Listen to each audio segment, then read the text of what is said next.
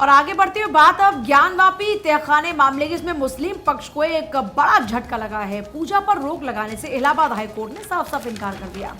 6 फरवरी को मामले पर अब अगली सुनवाई होगी। और क्योंकि देखिए मेरे पास इस वक्त दैनिक जागरण अखबार है और इस बीच एक और अपडेट पहले इस पर देते हैं। हाईकोर्ट का फैसला AIMPLB को सदमा। ट्रेजरी से तहखाने में लाई गई 8 खंडित मूर्तियां।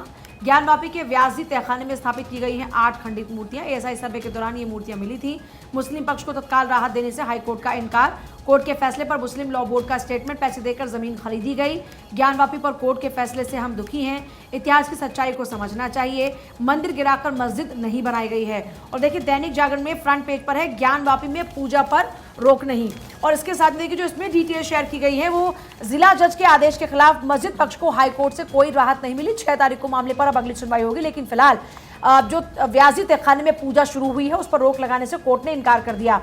देखिए कोषागार से तलगृह लाए गए 8 विग्रह। ज्ञानवापी तलगृह में गुरुवार को ब्रह्म मुहूर्त में व्यास पीठिका के निकट स्थापित देव विग्रहों की नियमित राग भोग पूजा आरती शुरू हुई। और ASI सर्वे के दौरान कोषागार में जमा कराए गए 8 विग्रह पूजा के लिए लाए गए। अखंड ज्योति प्रज्वलित की गई। इसके साथ ही श्री काशी विश्वनाथ मंदिर की तरह 5 पहर राग भोग पूजा आरती का क्रम शुरू हुआ। मध्याह्न भोग आरती, श्रृंगार भोग आरती, सप्तऋषि आरती और शयन आरती भी की गई। तो देखिए आज तीसरा दिन हो जाएगा जब वहां पर आरती होगी। इलाहाबाद हाईकोर्ट ने कहा मस्जिद पक्ष पहले 17 जनवरी के मूल आदेश को चुनौती दे। इसी आदेश के तहत वाराणसी के जिलाधिकारी नियुक्त किए गए हैं। ज्ञानवापी तलगृह के रिसीवर अगली सुनवाई 6 फरवरी को होगी। ये कोर्ट में कल रहा।